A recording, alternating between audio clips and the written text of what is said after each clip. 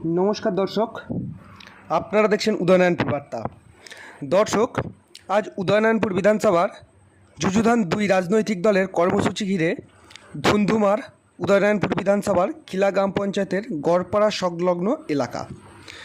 দর্শক, আজ 1 মে অর্থাৎ আজ খিলা গড়পাড়ায় এলাকায় এক বিজেপির যুব সম্মেলনের কর্মসূচির আয়োজন করা হয়েছিল। সেখানে উপস্থিত ছিলেন বিজেপির নেত্রী ভারতী ঘোষ। ঠিক সেই সময় সেখান থেকে র্যালি করে যাচ্ছিলেন, প্রচার কার্যে বেরিয়েছিলেন তৃণমূল কংগ্রেস। আর এই দুটি কার্যক্রম সম্মুখ সমরে হয়ে যাওয়ার কারণে বেশ খানিকটা উত্তেজনার পারদ গ্রীষ্মের তাপমাত্রাকেও ছাড়িয়ে গিয়েছিল। দুই রাজনৈতিক দলের কর্মীরা নিজ নিজ স্লোগান দিতে থাকে এবং তৃণমূলকে দেখে চোর চোরও স্লোগান দেয় অনেক বিজেপি কর্মীরা। অবস্থা বেগতিক দেখে ভারতী ঘোষ দলীয় কর্মীদের পেছনে তাকাতে বারণ করেন। শুনতে থাকুন এবং দেখতে থাকুন কি পরিস্থিতি হয়েছিল এবং ভারতী ঘোষ কি বললেন। আর দর্শক, আমাদের এই উদয়নারায়ণপুর বার্তার ভিডিও যদি আপনাদের ভালো লেগে থাকে তাহলে লাইক শেয়ার করে অন্যদের দেখার সুযোগ করে দেবেন এবং আমাদের এই উদয়নারায়ণপুর বার্তার চ্যানেলটি সাবস্ক্রাইব করে পাশে থাকবেন। নমস্কার। তো আমার যেটা বিষয় আছে যে আজকের এই যে তারা যে বলছে 34 বছরের ক্ষমতা, তো 34 বছর ক্ষমতা তারা করেছে করেছে এটাই, সেটা হচ্ছে যে জয় শ্রীরাম, জয় শ্রীরাম, জয় শ্রীরাম, ভারত মাতা কি, ভারত মাতা কি, ভারত মাতা কি।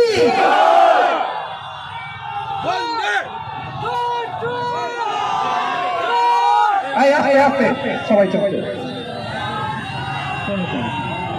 হ্যাঁ, বলে তো আমি আজকে বলি যে সিপিএম এর ভাইরা আজকে অনেক বড় বড় কথা চলে যাবে।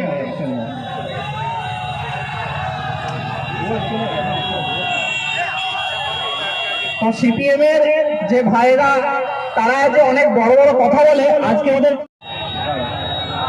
তো তাই আমার এক কথা আছে যে আজকে যদি কেউ বিভ্রান্ত করছে তো সেটা ঠিক হচ্ছে না। আজকে অনেকে বলছে বিরোধী না,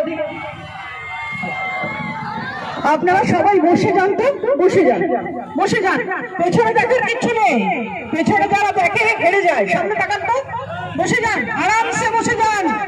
বলো ভারত মাতা কি, ভারত মাতা কি, ভারত মাতা কি, জয় শ্রীরাম, জয় শ্রীরাম, জয় শ্রীরাম, ভারত মাতা কি, ভারত মাতা কি, ভারত মাতা কি। এই ভারত দুভাবে বাঁচা যায়, একটা হচ্ছে নিজের জন্য বাঁচা, একটা হচ্ছে দেশের জন্য বাঁচা, সকলের জন্য বাঁচা এবং সবার জন্য বাঁচা। যদি নিজের জন্য বাঁচেন, বাঁচাটা ছোট হয়, খুব ছোট, জীবন তো ছোট, চলে গেলে কেউ মনে রাখবে না। কিন্তু যদি সবার জন্য বাঁচেন, দেশের জন্য বাঁচেন, ইতিহাস স্বর্ণাক্ষরে লেখা থাকবে আপনাদের নাম। তাই আপনারা আজকে থেকে একটা সংকল্প নিন যে বাঁচবো, লড়াই করে বাঁচবো, এমনি বাঁচবো না, লড়াই লড়াই লড়াই চাই, লড়াই করে বাঁচতে চাই, লড়াই লড়াই লড়াই চাই, লড়াই করে বাঁচতে চাই।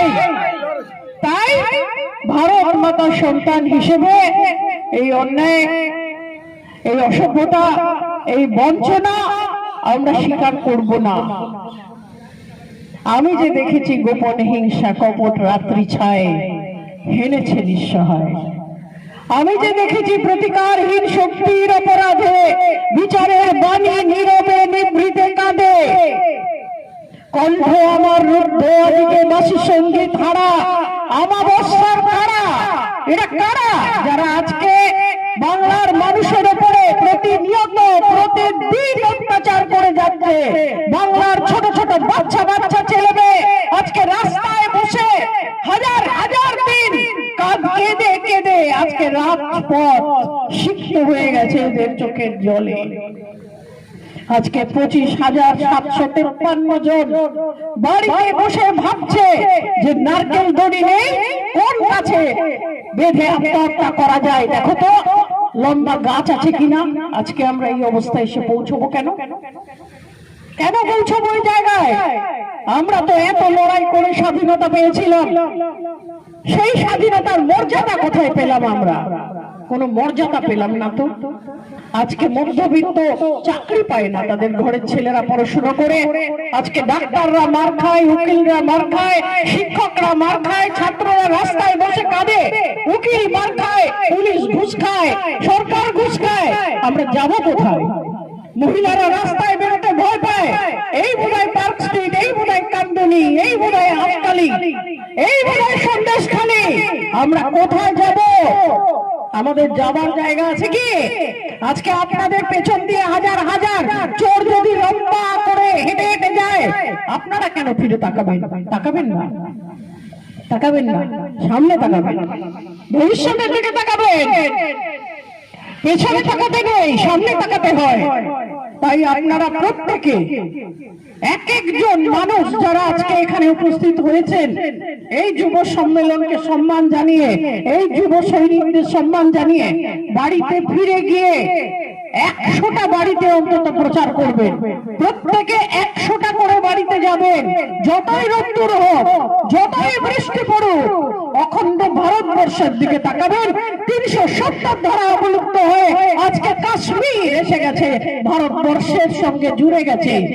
আজকে রাম মন্দির হয়েছে, আজকে 3 তালাক উঠে গেছে, আজকে 80 কোটি মানুষ রেশন পাচ্ছে, ফ্রি রেশন।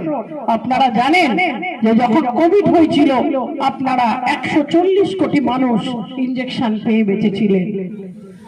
আজকে নরেন্দ্র মোদীজি যেভাবে রাস্তাঘাট বানাচ্ছেন, যেভাবে ন্যাশনাল হাইওয়ে বাড়ছে, যেভাবে এইমস হসপিটাল বাড়ছে, যেভাবে চাকরি বাড়ছে, যেভাবে দেশের প্রগতি এগিয়ে নিয়ে যাচ্ছেন, তাতে খুব শীঘ্রই ভারত আবার জগৎ সভায় শ্রেষ্ঠ আসন পাবে। তাই আপনাদের সবাইকে আমি বলবো যে আমাদের যুব নেতা যারা আজকে এই ধর্মযুদ্ধে নেমে পড়েছে, বাড়ি বাড়ি গিয়ে প্রচার করুন যে আমরা আজকে বিরোধী থাকা দরকার গণতন্ত্রে, না হলে তো গণতন্ত্র বাঁচবে না। আমরা বিরোধীদের ভূমিকা যে পালন করছি, আমাদের হাত শক্ত করুন, কেন্দ্র সরকারের হাত শক্ত করুন, নরেন্দ্র মোদীকে আবার আনুন, যাতে ভারতবর্ষ আরো অনেক অনেক এগিয়ে যেতে পারে এবং সমাজের মধ্যে আমাদের মতো মানুষরা যাতে চিৎকার করতে পারে। চিৎকার করতেও কিন্তু অনেক দম লাগে, অনেক দম লাগে চিৎকার করে আওয়াজ তুলতে অন্যায়ের বিরুদ্ধে। তাই আপনারা যদি সঙ্গে থাকেন, আমরা আপনাদের পাশে আছি, সঙ্গে আছি। ভারতীয় জনতা পার্টি সব সময় আপনাদের সঙ্গে থাকবে। শুধু তাই নয়, জানবেন যে যখন রাবণকে দমন করতে রাম নেমেছিলেন, তখন সেটা ছিল ধর্মযুদ্ধ। ধর্মযুদ্ধে প্রতিটা বানর সেনা, রামের প্রতিটা সেনা ছিলেন ধর্মযুদ্ধের সৈনিক। আজকে আরেকটা ধর্মযুদ্ধে আমরা উত্তীর্ণ হয়েছি। এই ধর্মযুদ্ধে যাতে আমরা সফলতার সঙ্গে বেরিয়ে আসতে পারি, এই জন্য আপনারা প্রত্যেকে রাম হয়ে যান, প্রত্যেকে লক্ষণের ভূমিকা পালন করুন। মায়েরা নারী শক্তি হাতে তুলে নিন, বলরাম ঝাঁটা যেটা পারেন হাতে তুলে নিন। এই নারী শক্তির সমষ্টিগত চেষ্টায় এবং সশক্তিকরণের মাধ্যমে বাংলা আবার সেই রবিগুরুর বাংলা, নজরুলের বাংলা, রামমোহন রায়ের বাংলা, রামকৃষ্ণ দেবের সেই সোনার বাংলায় আবার আমরা এসে পৌঁছবো। আপনারা সঙ্গে থাকুন, পাশে থাকুন। আমি আমার সকল ভাইদের থ্যাঙ্কস জানাচ্ছি, ধন্যবাদ জানাচ্ছি।